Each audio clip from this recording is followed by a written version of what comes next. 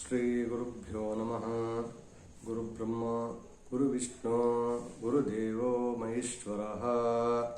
ಗುರು ಸಾಕ್ಷಾತ್ ಪರಬ್ರಹ್ಮ ತಸ್ಮೈ ಶ್ರೀ ಗುರುವೇ ನಮಃ. ಜ್ಞಾನಾನಂದಮಯಂ ದೇವಂ ನಿರ್ಮಲಾ ಸ್ಫಟಿಕಾಕೃತಿಂ ಆಧಾರ ವಿದ್ಯಾನಂ ಹಯಗ್ರೀವಮುಪಾಸ್ಮಹೇ.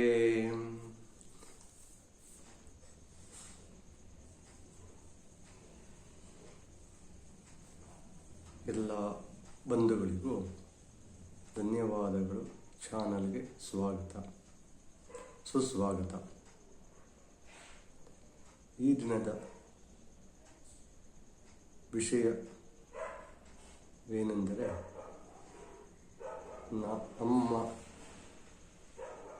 ನಮ್ಮ ಜೀವನದ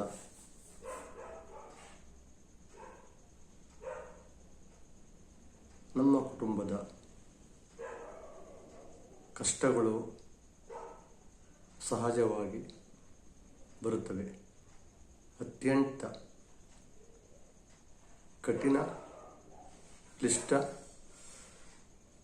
ಕಷ್ಟವನ್ನು ನಮ್ಮ ಕೈಯಲ್ಲಿ ನಿವಾರಣೆ ಆಗದಂತಹ ಕಷ್ಟವನ್ನು ಆ ಭಗವಂತನ ಧ್ಯಾನದಿಂದ ಅಥವಾ ಅವನ ಉಪಾಸನೆಯಿಂದ ಎಲ್ಲ ಕಷ್ಟಗಳು ಸಮುದ್ರದಲ್ಲಿ ಸಾಗರವು ಹೇಗೆ ಸೇರುವಂತೆಯೋ ಹಾಗೆ ಆ ನದಿಯು ರಭಸವಾಗಿ ಹರಿಯುವ ಹಾಗೆ ನಮ್ಮ ಕಷ್ಟಗಳು ನದಿಯಂತೆ ಹರಿದು ಹೋಗಲೆಂದು ಆ ಭಗವಾನ್ ರಾಮಾನುಜಾಚಾರ್ಯರು ನಮಗೆ ಪ್ರತಿಪಾದಿಸಿರುವಂತಹ ನೀಡಿರುವಂತಹ ಕೊಡುಗೆಯಾದ ಶ್ರೀ ವೈಕುಂಠ ಗದ್ಯವು. ಶ್ರೀ ವೈಕುಂಠ ಗದ್ಯವು ಮಹಿಮೆ ಏನೆಂದರೆ ನಮ್ಮ ಸಮಾಜದ ನಮ್ಮೆಲ್ಲರ ಕಷ್ಟ ಕಾರ್ಪಣ್ಯಗಳನ್ನು ಬಹುಬೇಗವಾಗಿ, ಅಂದರೆ 7 ದಿನದ ಒಳಗಡೆ ಎಲ್ಲ ಕಷ್ಟಗಳನ್ನು ನಿವಾರಣೆಯನ್ನು ಮಾಡಿ ನಮ್ಮ ಕುಟುಂಬವನ್ನು, ನಮ್ಮನ್ನು ಉತ್ತಮ ದಾರಿಗೆ, ನಮ್ಮ ಜೀವನವು ಸುಖಮಯವಾಗಿರಲಿಕ್ಕೆ ಸಾಧ್ಯವಾಗುತ್ತದೆ. ಈ ಗದ್ಯ ಪಾರಾಯಣದಿಂದ ಆಗಲಿ ಅಥವಾ ಪಠಣದಿಂದ ಆಗಲಿ ಅಥವಾ ಶ್ರವಣದಿಂದವಾಗಲಿ ಈ ಗದ್ಯವನ್ನು ನಾವು ತದೇಕ ಚಿತ್ತದಿಂದ ಆಲಿಸಿದರೆ ನಮ್ಮೆಲ್ಲ ಕಷ್ಟಗಳು ನಿವಾರಣೆಯಾಗುತ್ತದೆ. ನಮಗೆ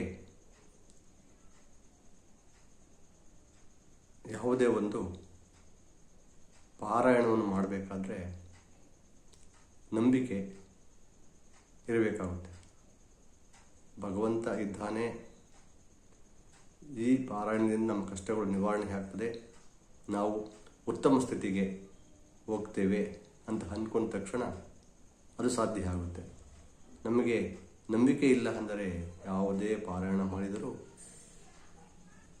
ಆ ಭಗವಂತ ಬಂದು ಎದುರುಗಡೆ ನಿಂತ್ಕೊಂಡು ಆಶೀರ್ವಾದ ಮಾಡಿದರೂ ಸಹ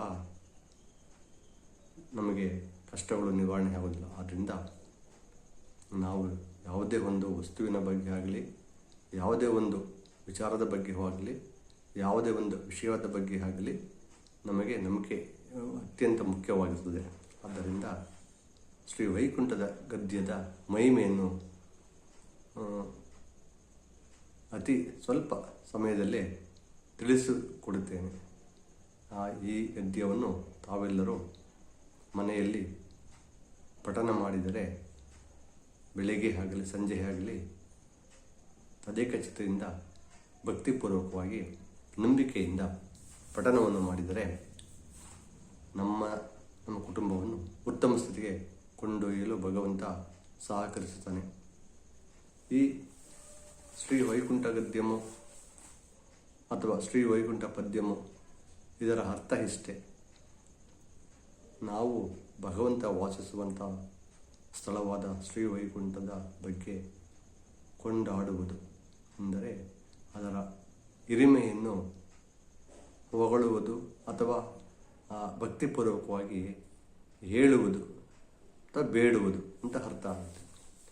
ಆ ಭಗವಂತ ವೈಕುಂಠದಲ್ಲಿ ಯಾವ ರೀತಿ ಸಂಪದ್ಭರಿತವಾಗಿದ್ದಾನೆ, ವೈಕುಂಠ ಹೇಗಿದೆ, ಎಷ್ಟು ಸೌಂದರ್ಯಯುತವಾಗಿದೆ, ಯಾವ ದೇವತೆಗಳು ಬರ್ತಾರೆ, ಯಾವ ಋಷಿಗಳು ಬರ್ತಾರೆ, ಅವನ ಸಾನ್ನಿಧ್ಯವನ್ನು ಹೊಂದ್ತಾರೆ,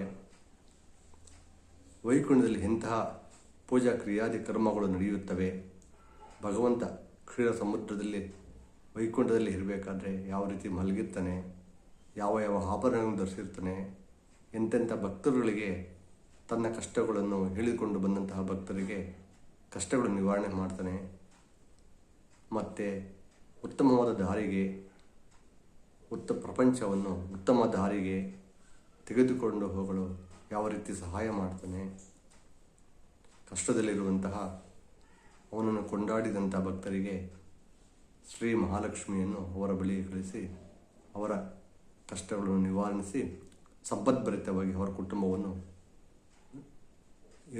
ಇಡುತ್ತಾರೆ. ಅಂತಹ ಈ ಮಹಿಮೆಯಾದ ಶ್ರೀ ವೈಕುಂಠ ಗದ್ಯವನ್ನು ನಾವೆಲ್ಲರೂ ಪ್ರತಿದಿನ ಪಾರಾಯಣ ಮಾಡಿದರೆ ಆ ಭಗವಂತ ನಮಗೆ ಅವರಿಂದ ಅವರ ಕುಟುಂಬದಿಂದ ನಮಗೆ ಯಾವಾಗಲೂ ಶ್ರೀರಕ್ಷೆ ಇರುತ್ತದೆ ಎಂದು ಅನಾದಿ ಕಾಲದಿಂದಂತಹ ಬಂದಂತಹ ನಂಬಿಕೆ. ಇದನ್ನು ಎಲ್ಲ ಮಹಿಮಾ ಋಷಿಮುನಿಗಳು, ಎಲ್ಲ ಮಹಿಮಾವಂತರು ಸಹ ಹಾಡಿ ಹೊಗಳಿದ್ದಾರೆ ಮತ್ತು ಇದರ ಮಹಿಮೆಯನ್ನು ಅಖಂಡವಾಗಿ ವ್ಯಾಪಿಸಿದೆ. ಅದನ್ನು ಎಲ್ಲ ನಾಗರಿಕರಿಗೂ ಎಲ್ಲ ಭಕ್ತಾದಿಗಳಿಗೂ ಸಹ ತಿಳಿಸಿದ್ದಾರೆ. ಆದ್ದರಿಂದ ಈ ವೈಕುಂಠ ಗದ್ಯ ಮಹಿಮೆಯನ್ನು ತಾವೆಲ್ಲರೂ ತಿಳಿದುಕೊಂಡು ಪಾರಾಯಣವನ್ನು ಮಾಡಿ ನಮ್ಮ ಕಷ್ಟಗಳನ್ನು ನಿವಾರಣೆ ಮಾಡಿಕೊಂಡು ಭಗವಂತನ ಸಾನ್ನಿಧ್ಯಕ್ಕೆ ಅಥವಾ ವೈಕುಂಠಕ್ಕೆ ನಾವೆಲ್ಲರೂ ನಮ್ಮ ಅಂತ್ಯಕಾಲದಲ್ಲಿ ಹೋಗುವುದಕ್ಕೆ ಪ್ರಯತ್ನ ಮಾಡುவோಣ. ಈ ಎರಡು ಮಾತುಗಳನ್ನು ತಾವೆಲ್ಲರೂ ನಂಬಿಕೆಯಿಂದ ಕೇಳಿದ್ದಕ್ಕೆ ನನ್ನ ಧನ್ಯವಾದಗಳನ್ನು ತಮ್ಮೆಲ್ಲರಿಗೂ ಅರ್ಪಿಸುತ್ತೇನೆ. ಓಂ ನಮೋ ನಾರಾಯಣಾಯ.